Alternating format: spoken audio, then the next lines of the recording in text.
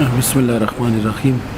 څنګه تاسو ټول ته پته چې په ټول ملک کې سیلاب او د بارانونو د لاسه کوم صورتحال جوړ دی، خصوصا بیا زموږ دوه درې ورځې راسي په خیبر پښتونخوا کې او د دې نه مخکې په سند کې او جنوبي پنجاب کې او بلوچستان. اوس په دې وخت کې د سیلابي کمې ریلې چې دی په دریای سوات کې او د پنجکوټ کې کمې تیریږي 13 پرون د هغې په نتیجه کې په 400 کې او په نوخار کې لویه تباهي شوې ده. بهرحال خدمت فاونډیشن نور ډېر ریلیف ادارې خو لګیا د خپل کار کوي.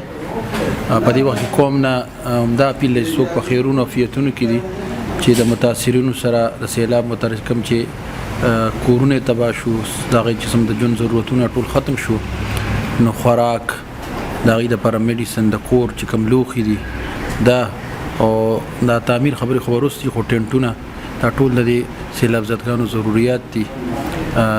لازماً په خپله حصه کې خپل ځان باندې څه تعاون کیدی چې د دې خلکو په دې سخت وخت کې موږ مدد وکړو. بیګام ټوله شپه په دې موټروی 413 اخته یا کوم محفوظ ځایانو هغه ځای کې خلکو شپې تېرې کړي.